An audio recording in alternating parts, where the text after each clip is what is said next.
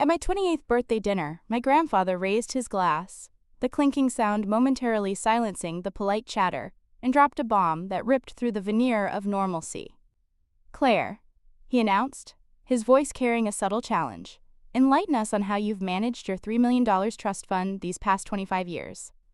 The room froze. Laughter died in throats. Forks stopped mid-air. Even the candlelight seemed to flicker less brightly. The blood rushed in my ears, each pulse a deafening drumbeat as I managed to whisper, "I never had one." The smile vanished from Grandpa's face, replaced by a look of stunned disbelief. His lawyer, Mr. Collins, a man I'd always found intimidatingly formal, stepped forward. He placed a thick stack of documents on the mahogany table with a resounding thud that echoed the sudden tension in the room. In that instant, before anyone uttered another word, I knew someone at that table, someone who should have been confident and carefree, was profoundly, desperately afraid. My name is Claire Monroe, and for most of my life I'd believed that keeping quiet was the key to survival. Quiet daughters don't cause problems. Quiet daughters don't upset the delicate balance. And in my family, maintaining that balance meant pretending everything was perfect, even as the foundation of our lives had been crumbling for years. I lived in a cramped, somewhat dingy apartment in Seattle with my roommate, Jade.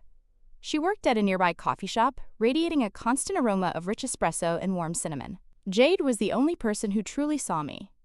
Saw the long, grueling nights I spent hunched over my laptop, desperately freelancing to make ends meet, juggling unstable UX contract work that ebbed and flowed like the tides. She'd joke that I ran on caffeine and sheer grit, but she also knew the painful truth. I had no safety net. No one to fall back on. My parents, Elaine and Daniel, resided across Lake Washington in Bellevue, in a house that screamed success to anyone who drove by. Immaculate lawn. Seasonally appropriate wreaths meticulously hung. Elaborate holiday displays that could rival a department store window. Inside, my mother reigned, a woman obsessed with control and maintaining appearances. My father, a kind but passive man, nodded his way through life to avoid conflict, and my sister Lily seemed to float through the world, cushioned by my parents' unwavering affection and their seemingly limitless bank account. Growing up, Lily received all the privileges. The coveted spot at the exclusive private school. A fully paid apartment in the trendiest part of town so she could focus on her studies. Meanwhile, I was told that independence would build character. When I desperately needed help co-signing a lease because my credit history was practically non-existent, my mother had said, her voice laced with thinly veiled annoyance, "We can't bail you out every time, Claire. Every time." As if there had ever been a first. Still, like a moth drawn to a flickering flame, I kept showing up to the obligatory family dinners, the stifling birthday celebrations, the emotionally draining holidays. I clung to the hope that things could be different, fueled by fleeting moments of genuine connection, especially those with Grandpa Arthur. He had always been a quiet, grounding presence in my life. A soft smile, warm hands, an endlessly patient voice. When I was 6 years old, he'd walked me along the rocky shoreline near the house and said, "One day, I'll make sure you're safe, no matter what happens." It became a cherished memory, a promise I unconsciously clung to, not realizing it was a vital clue. My 28th birthday dinner was supposed to be simple, yet elegant. According to my mother, the restaurant, a place known for its exorbitant prices and hushed ambiance, had reserved a private room for us. Amber lighting cast a flattering glow, white tablecloths were stretched taut, and glassware was arranged with almost clinical precision, like a photograph in a catalog. Everything felt staged, artificial, like the annual Thanksgiving family portrait, stiff, polished, and utterly unreal. I arrived straight from work, still wearing my practical trench coat, my hair slightly disheveled from the gusty Seattle breeze. My mother gave me a quick, critical once-over, before turning her attention to smoothing Lily's impeccably styled hair. Lily flashed me a genuine, if somewhat oblivious smile, blissfully unaware of the simmering tensions beneath the surface of our family. Dinner proceeded like every other holiday gathering. Lily regaled us with tales of her latest adventures. A spontaneous trip to Napa, a weekend pottery class, a new designer handbag. My mother beamed, basking in Lily's glow. My father sipped his wine quietly, offering the occasional murmured agreement. And Grandpa Arthur watched everything, his expression unreadable, his eyes holding a depth I couldn't decipher. I maintained my usual posture, shoulders squared, spine straight, focusing on meticulously cutting my food instead of watching their faces. anticipating the subtle jabs and passive-aggressive comments that always seemed to find their way to me. I didn't know it then, but he was waiting for the perfect moment, biding his time, preparing to unleash a truth that would incinerate 25 years of meticulously constructed lies. If you had asked me an hour before the explosion whether anything felt particularly unusual, I would have honestly said no. Everything at that table looked painfully, suffocatingly normal. My mother subtly correcting Lily's posture, my father pretending to be engrossed in the wine label, Lily laughing a little too loudly at her own stories. But underneath the placid surface, something had been shifting for months, a subtle unease that resonated like a low hum in my bones, a premonition of impending chaos. The dinner started with the usual subtle digs. Elaine commented on how resourceful I'd become, using that particular tone she reserved for moments when she wanted everyone to know she attributed my struggles to poor choices, not to any lack of support on her part. Claire's always been so independent, she said, directing a saccharine smile at the couple seated beside us. She never needed much from us. She delivered it like a compliment, but it landed like a sharp shove. Across the table, Lily absent-mindedly twirled her delicate gold bracelet, a recent gift. The kind of expensive, frivolous trinket I'd never received, and likely never would. She launched into a story about her spontaneous weekend getaway to Whistler, a trip my parents had, of course, generously funded. My father chuckled, adding, "She deserves it after working so hard." I blinked, trying to reconcile his words with reality. Lily had been taking a break from school for months, essentially living off my parents' largesse. I pushed my food around my plate, reminding myself to breathe, to remain calm, to not let their words penetrate my carefully constructed armor. But the unwanted flashbacks clawed their way to the surface, refusing to be ignored. The time my ancient car had broken down on the highway, stranding me miles from home, and I'd begged my mother for help because I desperately needed it to get to work the next morning. "You're an adult," she'd said flatly, dismissing my plea. "Figure it out." I spent that night frantically calling overpriced emergency tow services, maxing out a credit card I was still struggling to pay off. The semester in college when I couldn't afford textbooks, and tentatively asked if they could help with even a small portion of the cost. "We can't keep bailing you out, Claire," she'd snapped, her voice tight with resentment. "It's not fair to Lily."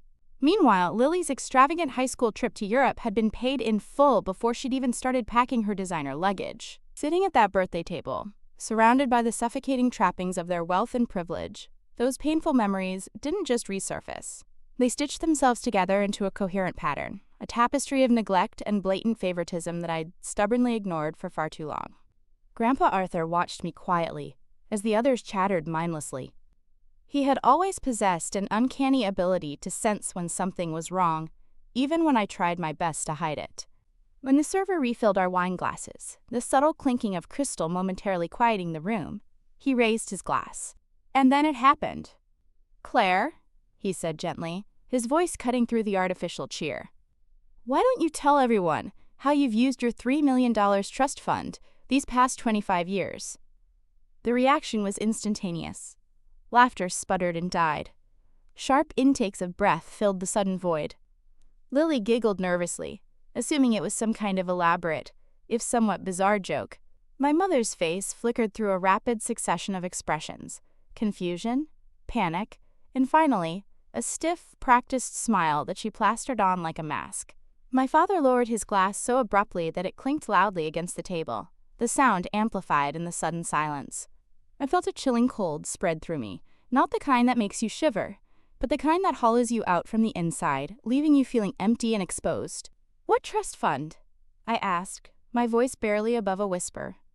Grandpa's smile faltered, the corners of his mouth turning down in a silent expression of profound sadness. "The one I set up for you when you were 3 years old." My throat tightened, constricting my airway. My voice emerged, raspy and weak.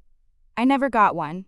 Silence descended upon the room like a suffocating blanket, crushing the air from our lungs. Lily's smile crumbled, her eyes widening in disbelief. My father's jaw clenched, the muscles in his face taut with barely suppressed tension. My mother stared at me as if I'd suddenly started speaking a foreign language. In that suspended moment, I realized the truth wasn't just missing, lost somewhere in the tangled web of family secrets. Someone had actively, deliberately taken it. The dinner didn't end. It simply shattered, splintering into a million irreparable pieces. One moment, everyone was frozen in their seats, paralyzed by shock and disbelief. The next, chairs scraped against the floor. Voices tangled together in a cacophony of denial and accusation. And the room felt far too small to contain the lies that were suddenly spilling into the air like toxic fumes. My mother was the first to regain her composure, her practiced mask of composure snapping back into place so quickly it looked almost painful. "Dad," she said to Grandpa, her tone a sickly sweet blend of sugar and venom. I'm sure Claire misunderstood. She's always been so distracted. You know how she is, always a little scattered. As if I had somehow imagined 28 years of struggling alone, of clawing my way through life without the safety net that had apparently been mine all along. My father cleared his throat, his eyes glued to his plate, avoiding eye contact with anyone. Lily blinked repeatedly, her mind struggling to piece together a puzzle she never even knew existed. Grandpa didn't look at any of them. His gaze remained fixed on me, his eyes filled with a mixture of sorrow and steely determination. "Claire," he said quietly, his voice firm despite its gentle tone. "Meet me tomorrow morning, my office. 10 a.m. It wasn't a request. It was an order. And the certainty in his voice terrified all of us. I walked out of the restaurant before anyone could stop me, needing to escape the suffocating atmosphere, the palpable tension, the weight of the unspoken accusations. The cold Bellevue air hit my chest like a physical blow, a stark contrast to the stifling heat of the lies inside. But I kept walking, pushing forward, down the sidewalk, past the brightly lit windows of the shops and restaurants, past families laughing and celebrating, oblivious to the drama that had just unfolded. I didn't cry. I didn't scream. I just kept replaying the same sentence over and over in my head, the one I'd whispered like a confession, the devastatingly simple truth. I never got one. By the time I reached my car, my hands were shaking uncontrollably. My phone buzzed in my pocket. A text message from Jade. "How was dinner?" she asked, her usual casual tone belying her genuine concern. I opened my mouth to respond, but no words came out. The silence on my end spoke volumes. "Come home," she murmured, her voice soft and reassuring. "Whatever happened, we'll sort it out."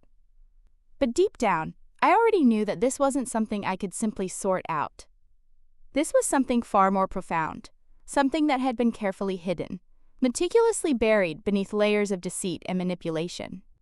This was a betrayal that had defined my entire life. The next morning, I took the early bus into downtown Seattle, the familiar rumble of the engine, a small comfort in the face of the unknown. The city was still waking up, shrouded in a misty fog that clung to the sidewalks, the streetlights flickering out one by one as the sun began to rise. Grandpa's office was located on one of the upper floors of a sleek glass tower, a place of quiet power and understated elegance.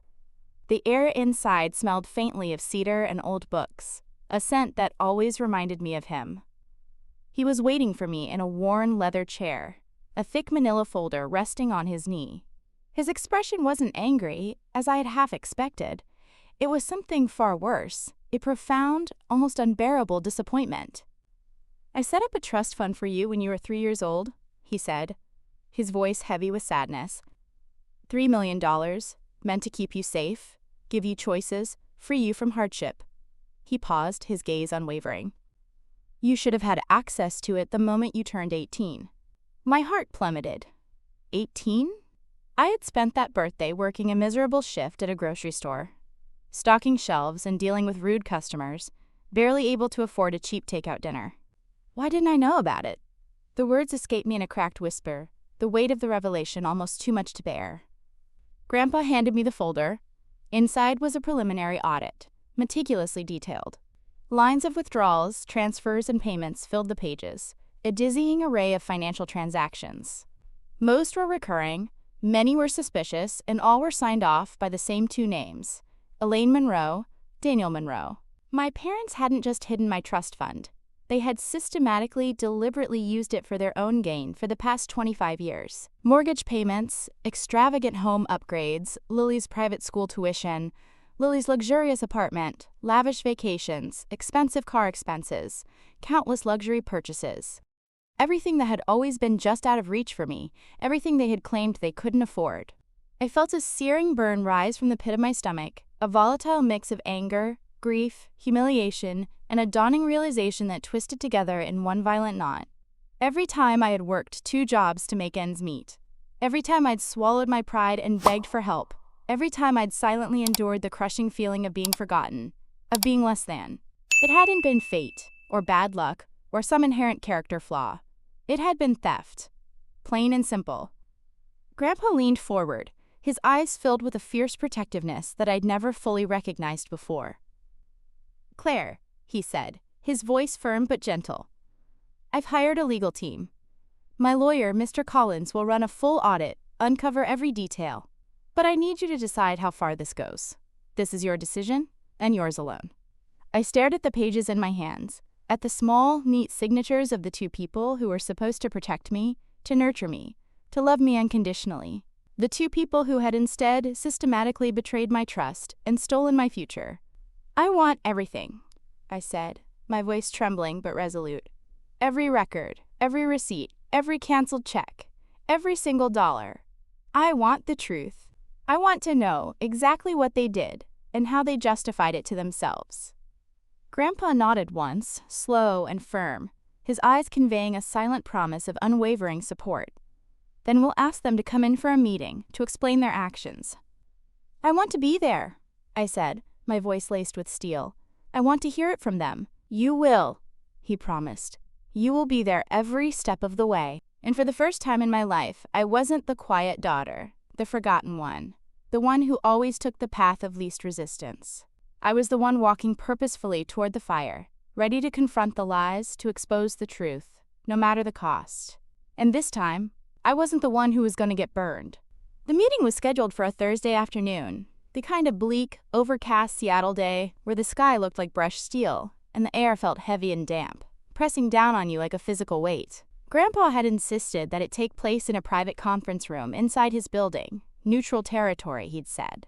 But the truth was that he wanted every second of what was about to happen to be meticulously documented, witnessed by impartial observers, and utterly impossible for anyone to escape or deny. I arrived early, my heart pounding against my ribs. My palms were sweating despite the chill in the air, but my steps were deliberate and steady. Jade had given me a fierce hug before I left the apartment, telling me I looked like someone stepping into a courtroom and a rebirth at the same time.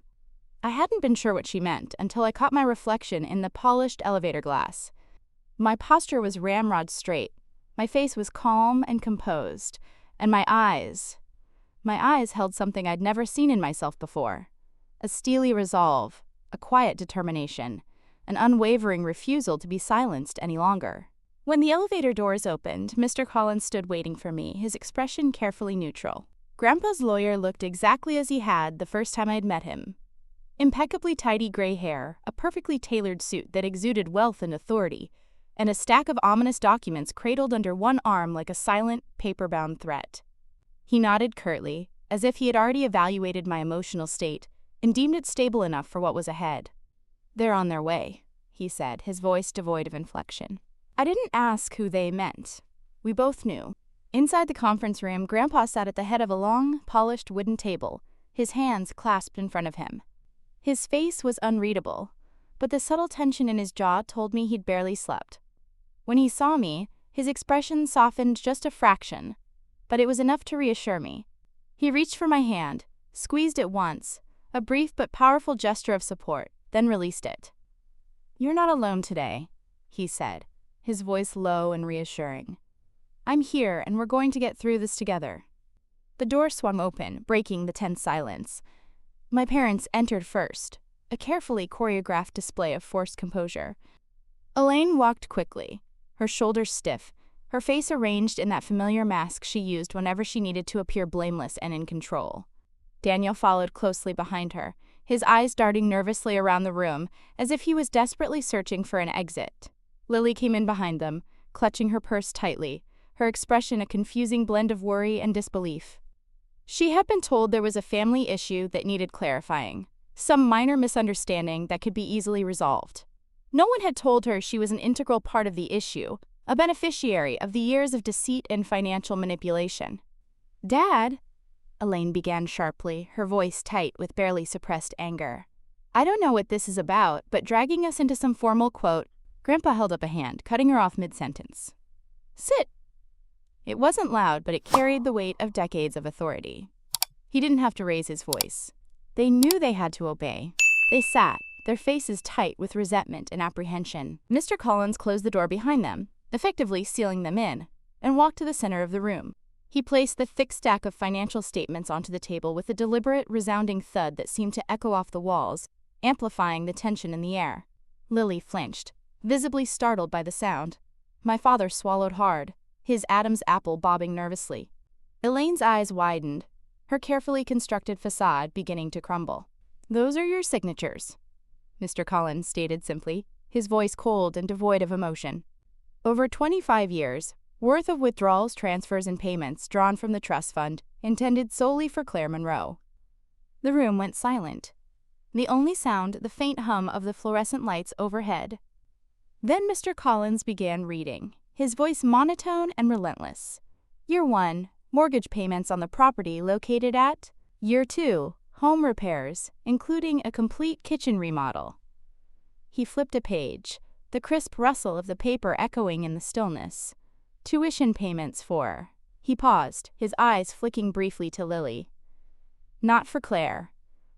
Car expenses, travel expenses, credit card balances, apartment rent for Lily Monroe. With every word, with every meticulously documented transaction, something inside me unfurled, like a tightly clenched fist, slowly releasing its grip. It wasn't joy. It wasn't even anger anymore. It was clarity. A sharp, piercing, almost brutal clarity. The kind of clarity you only get when you finally see a picture in its full, unadulterated light, instead of the carefully curated shadows you'd been shown your entire life.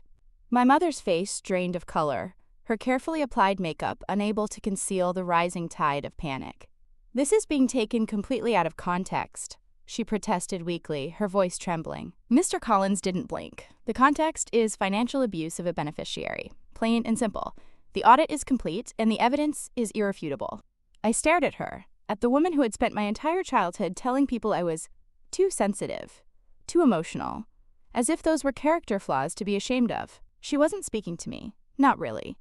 She was fighting for her image, desperately trying to salvage her carefully constructed reputation. My father finally spoke, his voice thin and reedy, barely audible. We used the money for the family. It wasn't personal." A bitter laugh escaped my lips before I could stop it, a sound laced with years of pent-up frustration and resentment. "Not personal?" My hands trembled, but my voice remained surprisingly low and controlled. "When my car broke down on the highway and I begged you for help so I could get to work, that wasn't personal? When I nearly dropped out of college because I couldn't afford textbooks, was that your idea of family?" He flinched as if I'd slapped him, his eyes momentarily filled with a flicker of shame before he quickly averted his gaze. Elaine drew in a sharp breath, lifting her chin defiantly. "Claire, we always intended to put the money back. Eventually." "When?" I snapped, my voice hardening. "When I turned 40? 50? Or never?" Grandpa leaned forward, his gaze sharp and unwavering. "You stole from a child, Elaine. You systematically deprived her of what was rightfully hers, and you used it to fund your own lavish lifestyle and to spoil Lily." Her throat bobbed nervously as she swallowed hard. "Dad, we had bills to pay. We had responsibilities." "We all have bills," he said, his voice filled with a quiet but undeniable rage. "But not everyone steals from their own daughter to pay them." Lily finally spoke, her voice barely above a whisper. "Mom, Dad, you used her money for my apartment, for my school?" Her voice cracked with a mixture of guilt and dawning horror. "Sweetheart," Elaine said shakily, her eyes pleading, "we just wanted you to have every opportunity, to have the things that Claire didn't need. She's always been so independent, so self-sufficient."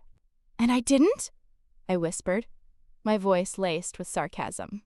"I didn't deserve those opportunities?" Elaine turned to me, her eyes brimming with a desperate panic that was far removed from genuine remorse. "Claire, you've always been so independent. You never asked for much." I leaned in closer, my gaze unwavering. "I didn't ask because you told me I couldn't. Because every time I came to you, even for the smallest thing, you made me feel like needing anything was a burden, a source of annoyance. You made me feel like I wasn't worthy of your help."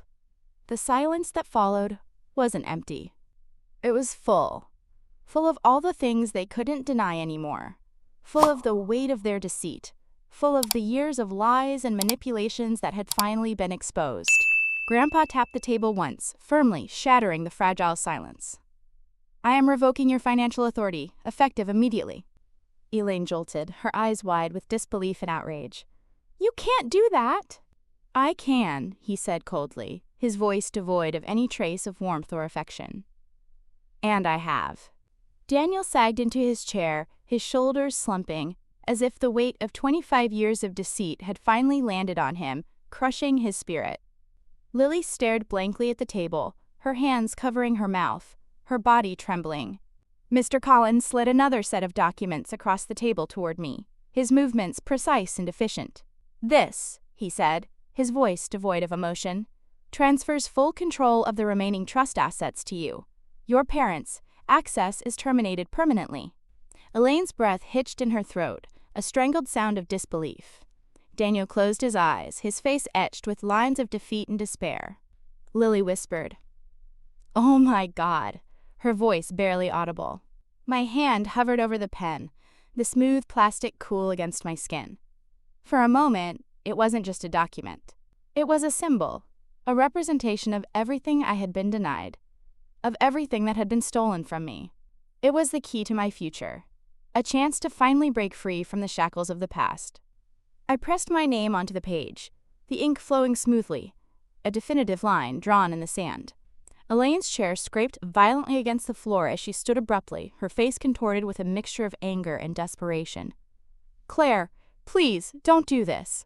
This will ruin us. This will destroy everything we've built." I looked up at her, finally seeing her clearly, without the filters of childhood adoration or ingrained familial obligation. I saw a woman who had built her entire life on a foundation of lies, a woman who valued appearances above all else, a woman who had sacrificed her own daughter's well-being for the sake of maintaining her carefully constructed facade. "Then maybe you shouldn't have built your life on money that wasn't yours," I said, my voice cold and unwavering. Her mouth opened, then closed again, unable to form a coherent response. Her legs shook beneath her, threatening to buckle. Daniel reached out to steady her, but his hand trembled too. They looked like they were about to collapse, their carefully constructed world crumbling around them. And for the first time in my life, I didn't feel guilty. For the first time, I wasn't the quiet daughter, the one who always put everyone else's needs before her own, the one who held the family together at the expense of her own happiness. I was the one tearing down the lie they had built, the one reclaiming what was rightfully mine. Though the meeting ended, the room felt hollow and empty, as if every lie had been scraped off the walls, leaving nowhere for the truth to hide. My parents walked out first, my mother trembling, my father guiding her with a hand that barely held steady. Lily lingered, staring at me with a mixture of guilt and something that almost looked like apology. She opened her mouth, closed it again, then finally whispered, "I didn't know, Claire. I swear, I didn't know any of this was happening." I nodded slowly, acknowledging her words but offering no absolution. It wasn't forgiveness, not yet, but it wasn't anger either. It was a beginning, a tentative step toward understanding. Over the next few weeks, everything shifted, the tectonic plates of our family life rearranging themselves in ways I couldn't have imagined. Mr. Collins finalized the legal transfers, ensuring that every document was properly executed and filed. The remaining trust assets were secured in my name, safely out of my parents' reach. My parents were formally notified of potential civil consequences if they attempted to interfere with the trust, conceal additional misuse of funds, or harass me in any way. For the first time in their lives, they faced the full weight of their choices, without the shield of money or influence to protect them. Grandpa visited me in my new condo, a modest but comfortable space in a quiet neighborhood in Seattle, a place that was finally mine in a way no space had ever been before. He walked slowly through the rooms, touching the walls, running his hand over the worn wooden floors, smiling in small, quiet approval. "You deserve this," he said, his voice filled with warmth and pride. "You deserved it all along. I only wish I had realized what was happening sooner." I didn't tell him I cried the first night I slept there, surrounded by my own belongings, finally free from the suffocating atmosphere of my parents' house. Half grief, half relief. Grief for the family I never really had, for the love and support I had been denied. Relief for the life I finally could build, for for the future that stretched before me, full of possibilities. I spent more time at the park by the water, letting the crisp winter air clear away what was left of the ache, the lingering sense of betrayal. I wasn't healed, not yet, but I wasn't drowning anymore. For the first time, the silence around me didn't feel like something stolen, something imposed upon me by others. It felt like something I owned, something I could control, a space where I could finally hear my own thoughts, my own voice. In the weeks that followed, I kept thinking about something Grandpa once told me when I was little, when I was afraid of the dark. He said that safety wasn't just about being protected from harm, but about knowing who stood beside you when the truth finally surfaced, when the darkness finally lifted. I understand it now. Family isn't defined by blood or last names. It's defined by honesty, by accountability, by loyalty, by the people who don't vanish when the truth is inconvenient, by the people who stand by you even when it's difficult, even when it's painful. I don't hate my parents. I don't think I ever will. They are, after all, still my parents, the people who brought me into this world. But I've learned that distance can be an act of love. Love for myself, for the life I'm finally allowed to build on my own terms, for the peace I refuse to surrender again. If you've ever had to step away from people who should have cared for you, who should have loved you unconditionally, I want you to know you're not alone. Your story matters. Your boundaries matter. Your well-being matters.